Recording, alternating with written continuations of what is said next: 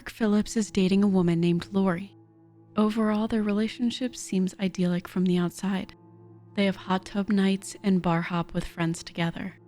However, Mark has a drinking problem as he seems to drink beyond his limits and becomes aggressive. Today, Mark and Lori go out for brunch and he orders a Bloody Mary and beers to start out his day. He continues drinking until late afternoon. Returning home, Mark finds himself unable to rest in his well-appointed man cave due to Lori's refusal. In frustration, he shatters a door in the house. Later, in a fit of rage, Mark lunges toward the bedside table, grabbing a weapon and demonstrating a pattern of physical and verbal abuse that raises concerns. Lori is scared for her life. She calls the police and a report is filed for domestic abuse. Following the incident, the relationship between Mark and Lori deteriorates. She decides to take a break, moving out of the house and into her own place. This indicates a recognition that the relationship is abusive. Despite the separation, Mark continues to monitor her activities obsessively, keeping tabs on her social life and showing up unannounced. This behavior leads to a moment of intense fear and screaming. One evening, she takes extra precautions before going to bed. Her fears materialize when she's awakened by the sound of a crushing door and finds Mark in her bedroom. In a terrifying moment, Lori is unable to breathe as Mark, reeking of alcohol, strangles her. He rants about another man, expressing possessiveness and jealousy. Despite these scary moments between the couple, Lori decides to eventually marry Mark. Their arguments persist, with Mark becoming increasingly aggressive. On a fateful evening, Mark and Lori, along with a group of friends, head to their regular bar for a night of relaxation. However, the atmosphere quickly sours as Mark, under the influence of alcohol, becomes increasingly belligerent. He baselessly accuses Lori of being romantically interested in another male friend in their group, leading to an uncomfortable scene. Lori, adamant in her denial, suggests that Mark can even question the man himself about his intentions. This situation turns increasingly awkward as their friends, embarrassed by Mark's public outburst, watch the drama unfold. The tension escalates as Lori and Mark leave the bar. In the parking lot, Mark, fueled by jealousy, confronts Lori about the alleged affair, sparking a heated altercation. As Mark's anger intensifies, Lori, now genuinely afraid, raises her voice, desperately hoping to attract the attention of any nearby patrons in a silent plea for help. The couple's journey home is a tense 30-minute drive marked by unease. At home, Mark's aggression escalates into a physical altercation. He forcefully grabs Lori's hand and manipulates her arm, then shoves her into their truck, asserting his dominance. Fed up with Mark's behavior, Lori decides to seek refuge in a hotel for the night. She quickly gathers her essentials, a contacts case and a toothbrush, and heads to the truck, intending to leave Mark behind. However, upon learning of her plans, Mark reacts furiously, charging towards her. Panicked and unfamiliar with the truck's locking mechanism, Lori struggles to secure the doors. As Mark looms dangerously close, Lori, driven by fear, accelerates the truck, fleeing the scene. Unable to find a room at a nearby hotel, Lori spends the night in the truck, constantly on edge, fearing that Mark might follow her. She seeks comfort in texting a friend and vigilantly monitoring the security cameras at their home for any signs of Mark. Noticing nothing unusual by 2 a.m., she decides to return home, turning off the camera system to avoid alerting Mark with the motion notification on his phone. Upon her return, she spends a restless night in one of the upstairs rooms. As morning breaks, Lori's concern for Mark grows. She ventures out to the man cave, navigating around a large snowbank, only to be met with a horrifying sight: Mark lifeless in the snow. In a state of panic, she rushes to call 911. Despite the paramedics' efforts, Mark is pronounced dead, marking a tragic end to a tumultuous night. In the aftermath of this violent episode, the complexities of their relationship are laid bare. Lori is trapped in a cycle of abuse, struggling to break free from Mark's controlling and dangerous behavior. Let's now fast forward to the trial, where Lori Ann Phillips stands accused of second-degree reckless homicide over the death of her husband, Mark. The prosecution unfolds their strategy. At the forefront, they set the stage by firmly establishing the cause and responsibility for Mark Phillips' tragic demise. Their narrative weaves through the details of that fateful incident, centering around Lori's involvement. The type of vehicle she drove and the specific injuries suffered under its force become key elements of their argument, painting a vivid picture of casualty and accountability. They dissect each possible scenario, accidental falls, incidental injuries, and dismantle them. The tone shifts as the prosecution explores the concept of recklessness and Lori's state of mind. They paint a portrait of her emotional turmoil, suggesting not just an accidental act, but one carried out in a state of anger and recklessness. This part of the story is crucial as it aims to establish the required mental state behind the charges, making her actions not just tragic, but criminally liable. Finally, the prosecution turns its gaze to Lori's post-incident behavior.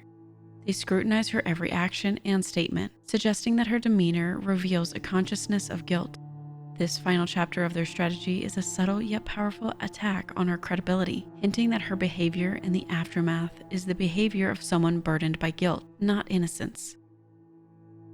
It is common knowledge, it is common understanding that traffic accidents are serious, that a vehicle is not a toy, that driving is a privilege.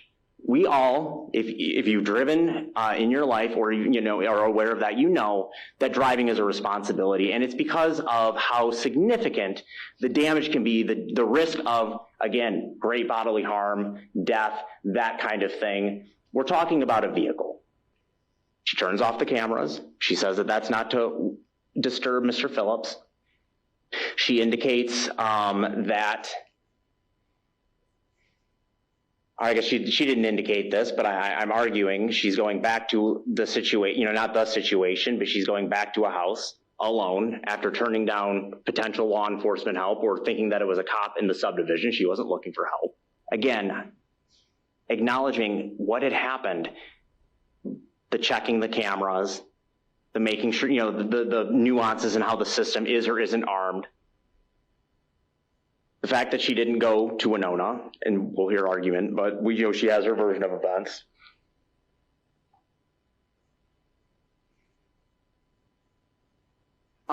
Did you switch the slides? No, that's fine. But in terms of that, how she comes back, all of that shows that Miss Phillips knows. She has the acknowledgement of what had happened in that driveway. She knows that Mr. Phillips is in front of her. She knows that she took the F off. She knows that she did so because they were having an argument. This was, despite the other evidence, the non-physical part of the argument, and that based on the look, that is, with all of the understanding of how that driveway was set up and everything else, that's when Miss Phillips takes off with Mr. Phillips in close proximity to her. In the courtroom, the defense begins to weave their narrative, painting a starkly different picture from that presented by the prosecution. The defense portrays Lori as a victim of circumstance, an ordinary woman thrust into a nightmarish scenario. They tell her story with empathy, emphasizing the split-second decision she had to make in a threatening situation. This portrayal challenges the image of recklessness painted by the prosecution, instead positioning Lori as a figure deserving of sympathy and understanding. The defense then methodically dissects the prosecution's interpretation of the events. They argue that the death of Mark, while tragic, does not inherently point to a crime.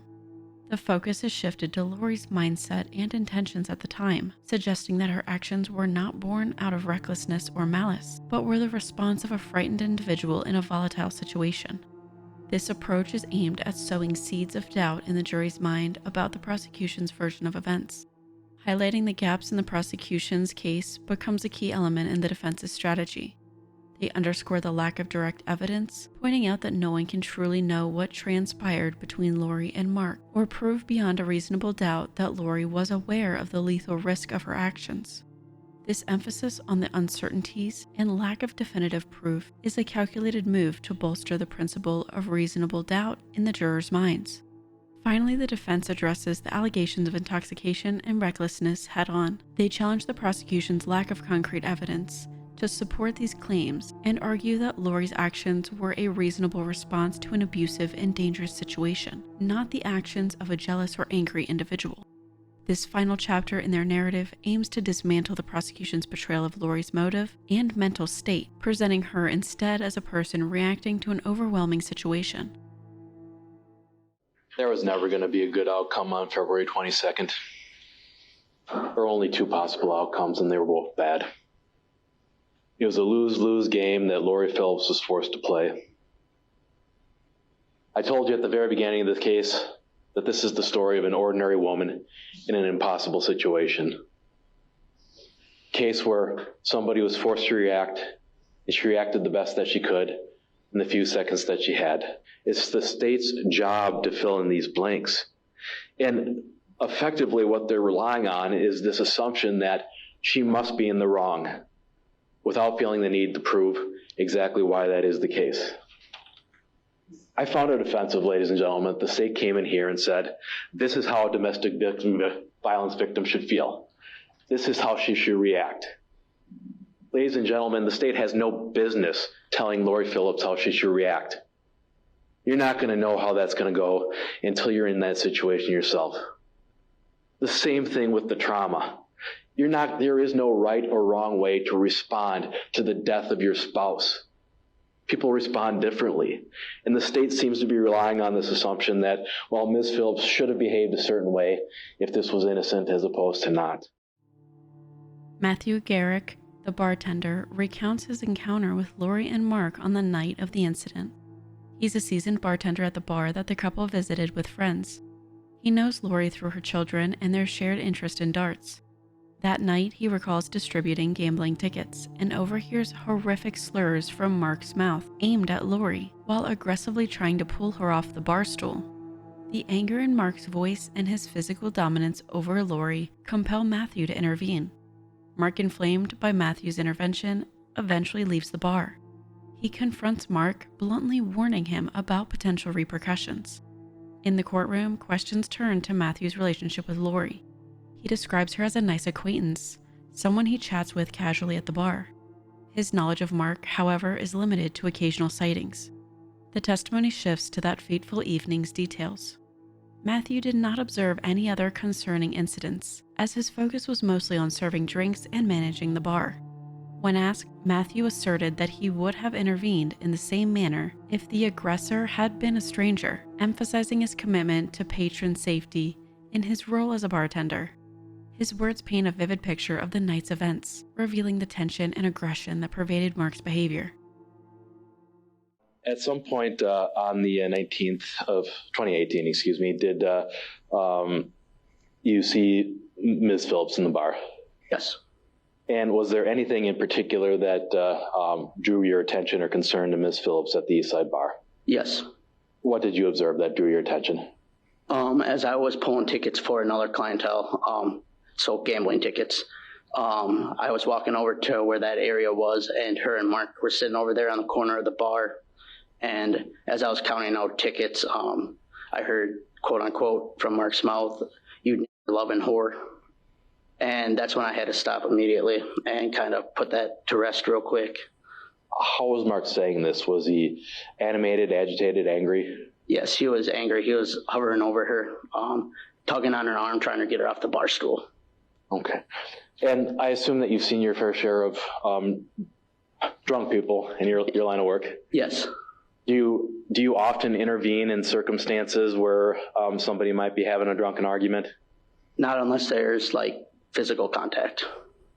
In this case, did you feel that it was necessary to intervene when you saw what Mark was doing to Lori? Absolutely.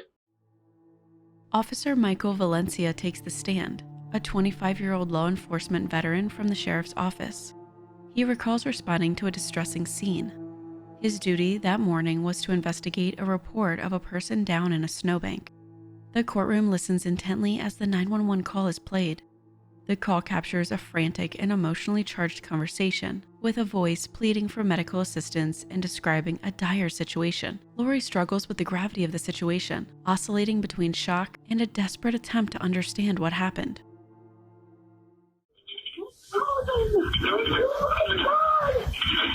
Is he frozen? I don't know. He's not moving.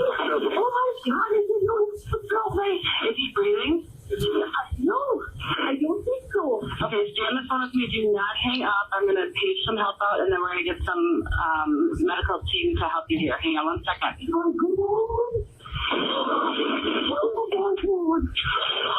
sound like I'm hanging up on you, but I'm not. Stay on the phone. Oh my God! How did this happen? Oh my God!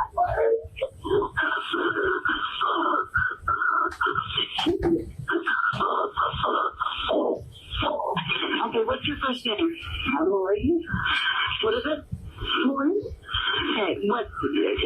Your address you said was W5414 County Road W, like William, correct? Yes.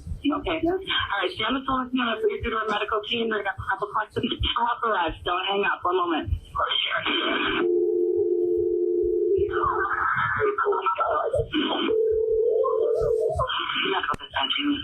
Did you see going to W5414 County Road W in Holman? Call back 799-0822. A woman on the phone who found her husband in the snowbank, doesn't believe he's breathing, seems to be frozen. Sending first responders, go ahead. Ma'am, okay, tell me exactly what happened. I don't know, I feel like I went to the bedroom this morning to the oh my God, I don't know. Okay, what's going on right now? He's ill. Okay. Are you with him right now? No. How old is he? He's 40. Okay. Is he awake? No. Is he breathing? No, he's not. Okay, we have help on the way. Are you? I'm sending the paramedics. Stay on the line, okay? Oh my God, I just really out here. All right, if there's a defibrillator available, send someone to get it now in case we need it later, and listen carefully. Are you right by him now? Yes. Lay him flat on his back on the ground. Oh, I can't touch him. I can't touch him. Why can't you touch him? I need you to roll him flat on his back. Pull him flat on his back. Don't hang up the phone. Ma'am, listen to me. Lay him flat on his back. We're going to try to help him, okay? I'm sure he's been here for a long time. There's still all over him. Okay, ma'am, we need to do this until help gets there, okay? We're going to do what we can. Lay him flat on his back. I don't know how to put him. I don't know how to do this. Okay. And the last time you saw him was last night? Yes. Okay, all right. I know this is very hard for you, ma'am. Do you want to do CPR right now? There's no reason I can. Okay, please. I know this is difficult. Tell me, please, why does it look like he's dead? No, he's frozen to the ground. He's frozen to the ground right now? There's a blue. Do you think he's beyond any help? Yes. Okay. I'm sending someone to assist you. Please leave everything as you found it, okay? They're all coming as fast as they can right now. Oh my God, Mark!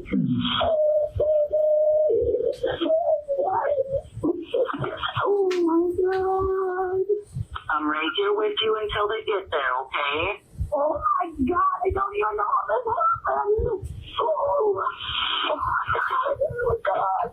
Oh my God. Honey. Oh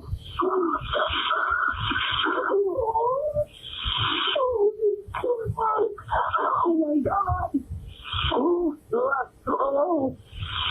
my God.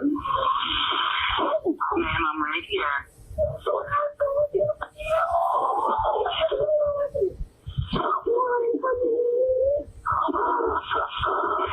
I want to ask you again, do you want to do CPR? Okay. Oh my God. Oh my God, Mark. Oh, please.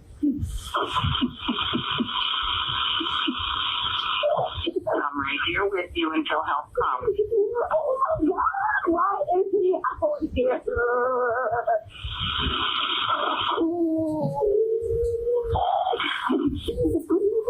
Can you tell me what happened last night?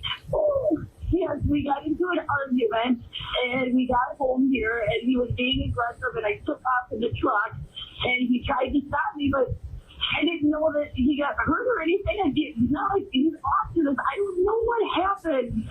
I really thought he was hurt. It was him lost. Oh my God. I'm not. I just assumed he went in the house and went to bed. Oh, I texted some hotel rooms last night, like 2 different hotels that didn't work. So I came back here. I slept on the couch thinking he was in the room. And then I went upstairs because I didn't want him to get mad that I came home. So I went upstairs so that he didn't know that I was home. And this morning when I went to the bedroom, he wasn't there. So I came out to go to the garage to see the car was here. And that's when I caught a glimpse of him over here. Okay. Oh my God, it's 2 kids.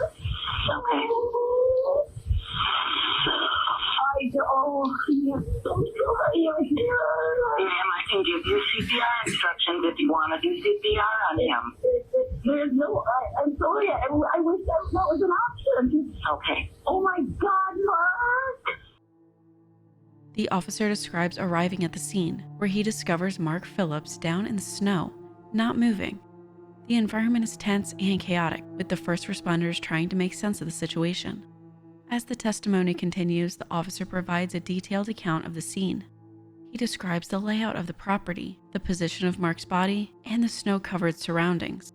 The attention to detail paints a vivid picture for the court, further intensifying the emotional weight of the testimony. At that time, we heard the 911 call. What information did you have available to yourself? That there was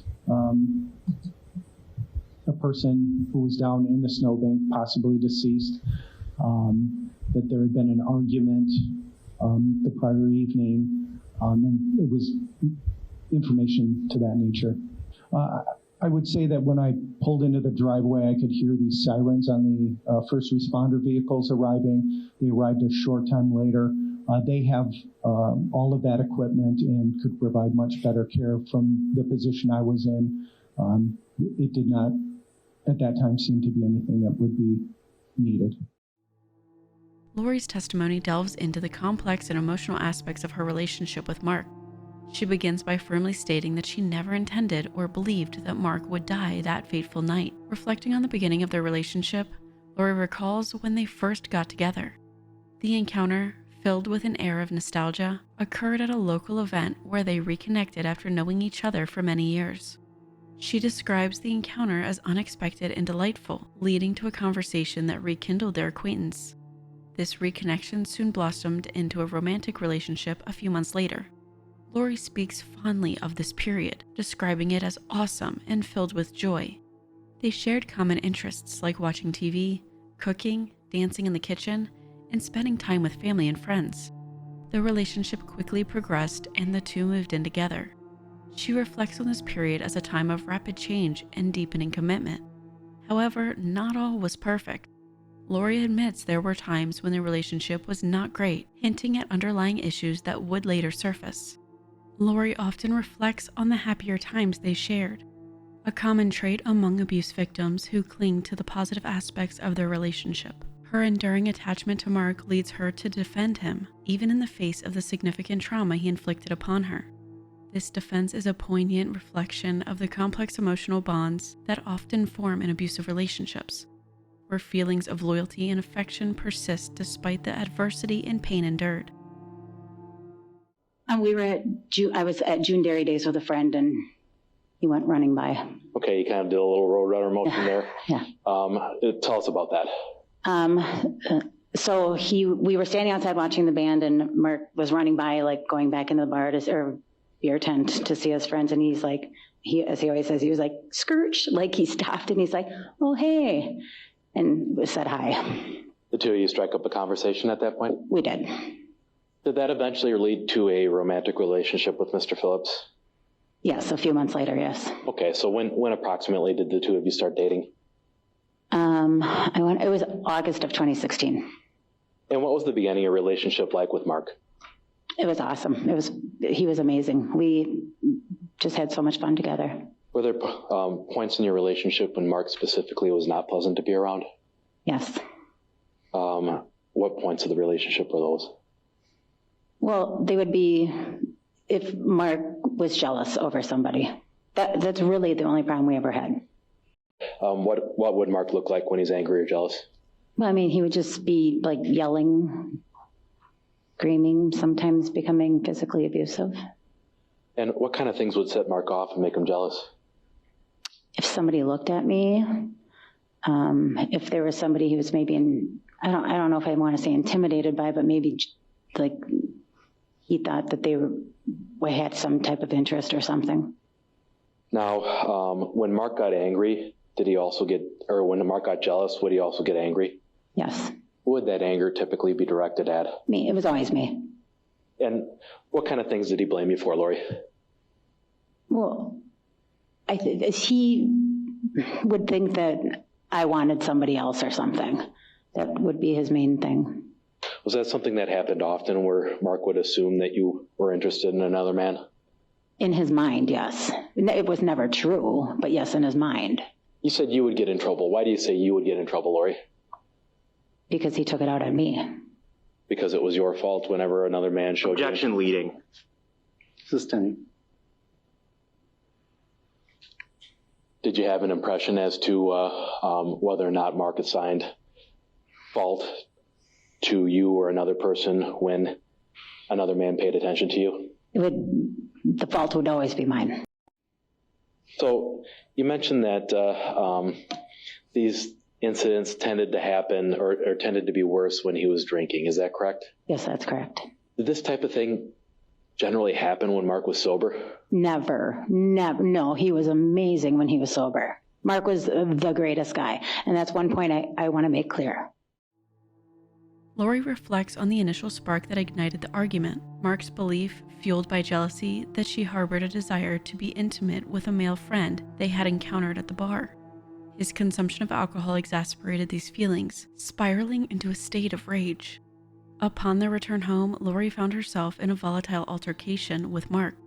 Feeling threatened, she expressed a desperate wish to leave for the night, seeking safety away from the escalating situation. Mark's reaction to her desire to depart was far from understanding, adding to the intensity of the confrontation. What happened once Mark parked the truck? He jumped over on top of me. Describe that. What do you mean that he jumped over on top of you? He left his seat, jumped over on top of me, and jumped on top of me and put me in a chokehold again. Well, let's break that down a little bit. You said that he's actually physically on top of you? He was actually physically on top of me, yes. Did you feel a part of his body on top of you causing you any pain? Yeah, well, I ended up realizing it later, but I believe it was all of his weight on his elbow is what caused the bruise that would have been seen only by the jurors. The bruise on your breast? Correct. And was Mark saying or doing anything when he jumped on top of you? Yes, he was calling me all kinds of names and did the same thing over and over all night long, that he knew I wanted to sleep with Terry. And you said that Mark put you in a chokehold. Describe that for us. It was like an arm bar. So it wasn't like this. It actually wasn't with like his hands. He was doing his arm bar. So you're indicating with his forearm. Was that forearm across your windpipe? Correct. And did that make it difficult for you to breathe when Mark had his forearm across your windpipe? Yes. Is that something that he's done before with you? Yes. And how did you feel, Lori, when Mark was on top of you, on his weight all on top of you, choking you, and screaming about Terry LaFleur? I was scared. I was terrified of him. Had you ever seen Mark get this aggravated about an innocuous comment about some other man? Never to this point, no. So what happened next?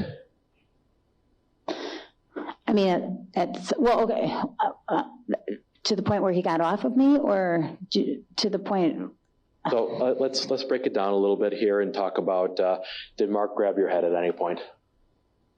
So he was like forcing, with the chokehold, he was like forcing, so my head was against, I was like in between the two seats, the truck seats.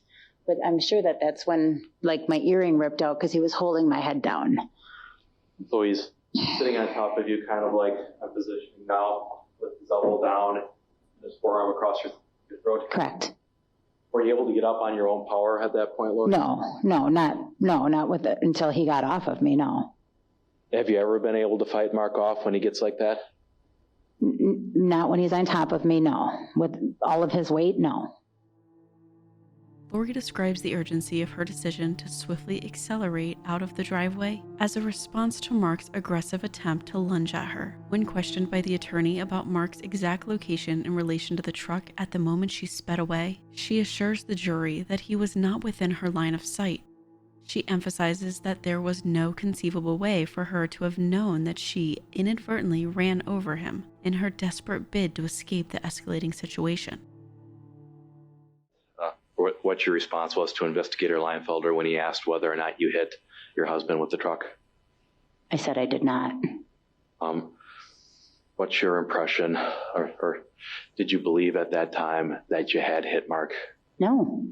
To this day, are you even sure exactly what happened once Mark reached that driver's side of the truck? I have no idea what happened to my husband. Lori, do you know for certain that Mark was not in front of the truck when you hit the gas? Yes, that's what I could see. I could see in front of the truck when I was driving away because my headlights were on. Did you believe that Mark was at any risk when you were leaving? No. Did you believe that your act of leaving would be likely to kill or seriously injure Mark? No. Did you think that you even had a remote chance of injuring Mark when you hit the gas when he was on the driver's side of the truck? No. Was it ever your intent to injure Mark? Never. No. Lori, what was your sole purpose for trying to get away from Mark that night? To get away from him so that I would be safe, to get to safety.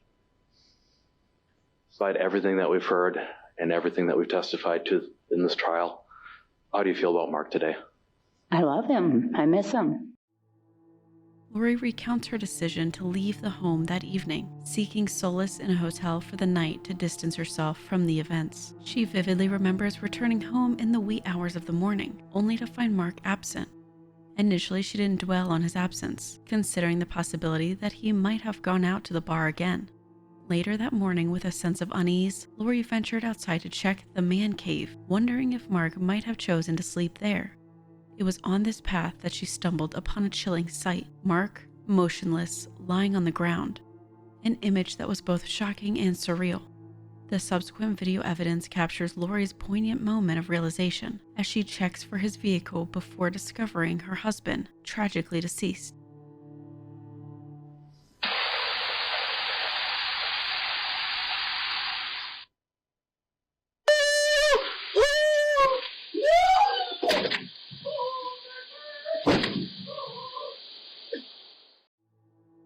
Lori is probed for further details about the heart-wrenching moment she discovered her husband had passed away the night before. She recounts the harrowing experience, vividly describing the state in which she found him. She goes on to detail the flood of emotions and the immediate steps she took in the wake of this life-altering event. His hands were like purple.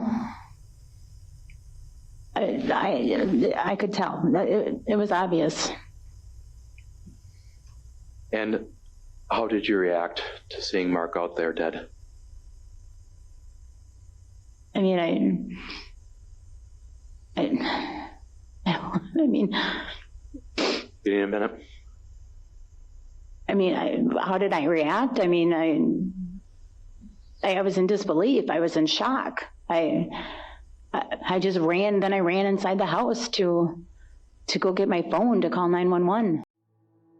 During the time Lori was seeking out a hotel, she was searching on Google about abuse in relationships.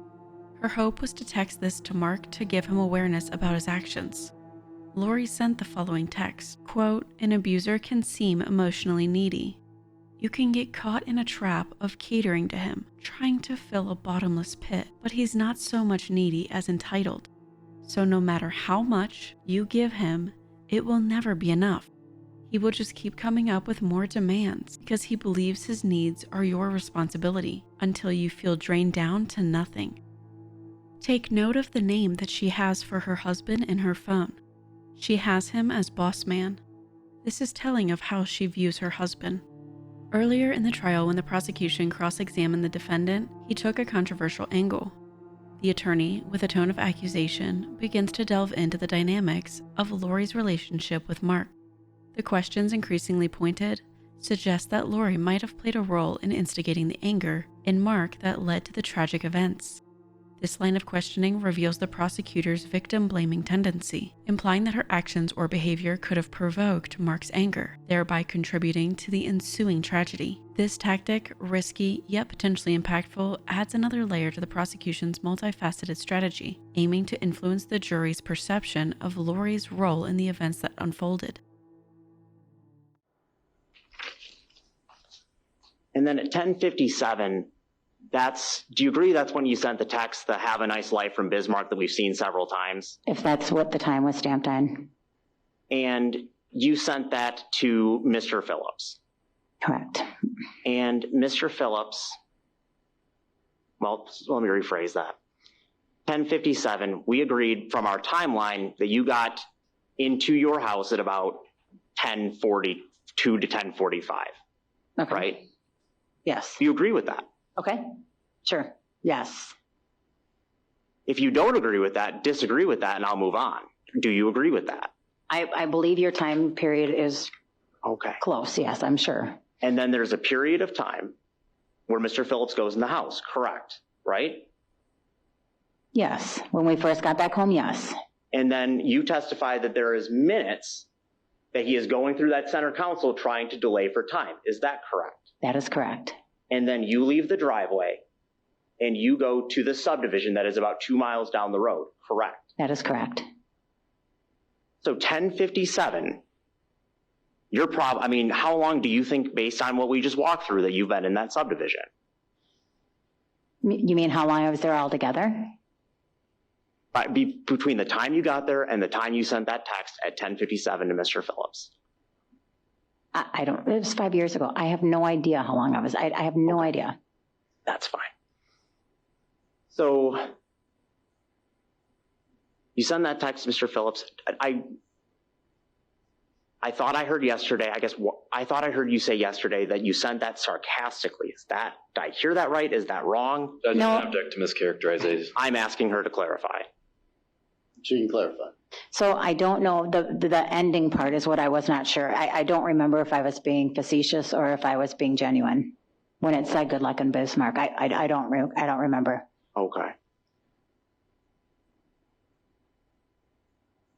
And you sent that text to Mr. Phillips, possibly facetiously, maybe 5 minutes after you had just had this incident? The facetious part would have only been the last sentence. I'm talking about the text itself. Can you repeat the question, please? You sent that text, that possibly facetious text, to Mr. Phillips within 5 minutes of leaving your driveway. Does that sound fair? Potentially. And you were trying to accomplish what by sending that text? Letting him know I was not going with him. And that's the same Mr. Phillips that is jealous. That is jealous, you Yes. said? Yeah, he's jealous, correct? And that's the same Mr. Phillips who, when I read you that quote about the description of him, can't let you go. Well, he didn't want to lose me, if that's what you're saying. Can't let you go, won't let you go. That's what puts him into this extra emotional, scary state, that and alcohol, correct? Yes. And you were afraid that that same man was chasing you or going to chase you. Anytime we got into an argument, he used to chase me, yes, to try and make things better. Okay. Were you trying to upset him? Were you trying to... Why would I ever want to upset my husband? I'm not answering the questions here. Well, I'm telling you, I would never try and upset my husband if he's had been drinking. Okay. In the end, Lori was found not guilty, a verdict that speaks volumes about the jury's interpretation of the case. Second-degree reckless homicide, as defined, involves a person causing death through actions that demonstrate reckless disregard for human life, implying a level of awareness and a conscious disregard of the substantial risk of harm. The jury's conclusion suggests that they harbored significant doubts about whether she possessed this awareness and intent. Their ruling likely reflects a belief that Lori, in the heat of the moment, did not fully comprehend the potential for her actions to cause harm to Mark, or that her actions did not rise to the level of recklessness required for conviction under this charge. This outcome underscores the jury's careful consideration of the fine line between a tragic accident and a criminal act of recklessness. State of Wisconsin versus Lori Phillips, La Crosse County case number 20CF364. Verdict: we, the jury, find the defendant, Lori Phillips, not guilty. Signed by the juror foreperson, dated this 10th day of November 2023. Let's now break down two ways we could look at Lori's actions. First, let's say Lori had intent to harm Mark. Given her abusive relationship with Mark, this would not be so far-fetched. This could be due to the cycle of abuse and attachment. Lori's repeated returns to Mark, despite the abuse, can be understood through the lens of traumatic bonding and the cycle of abuse. Traumatic bonding is a strong emotional attachment formed between a victim and an abuser, often characterized by a pattern of abuse followed by reconciliation. This bond can be reinforced by intermittent reinforcement, where positive behaviors, like affection, intermittently follow negative ones, like abuse, making it difficult for the victim to leave. Lori's behavior may also be influenced by a complex interplay of fear, love, loyalty, and hope for change. Survival and self-protection could be a reason for the outcome. In the context of an abusive relationship, the decision to harm the abuser can sometimes stem from a distorted sense of self-protection and survival. Lori might have reached a point where she perceived running over Mark as the only way to protect herself from further harm, especially if she felt trapped in the relationship with no other means of escape. This perception can be particularly acute in situations where the victim feels that external help or intervention is not available or effective. Secondly, let's say Lori had no recollection of the moment she ran Mark over and truly didn't believe she put him in harm's way. This could point towards a dissociative reaction at the moment of the incident. In moments of extreme stress or trauma, especially in individuals with a history of abuse, dissociation can occur, where a person disconnects from reality, actions, and memories. This mental state can result in a lack of awareness or memory of their actions during the event. Lori's potential lack of awareness of the lethality of her actions toward Mark might be a manifestation of a dissociative state triggered by the culmination of prolonged abuse and a high-stress confrontation. Although it's conceivable that the previously discussed scenario occurred, it appears improbable when considering Lori's vivid and coherent recollection of the events preceding her altercation with Mark. Her detailed account, spanning from the moment she departed the driveway until the following morning, suggests a level of awareness and continuity in her actions that contradicts the likelihood of a dissociative or impulsive reaction during the incident.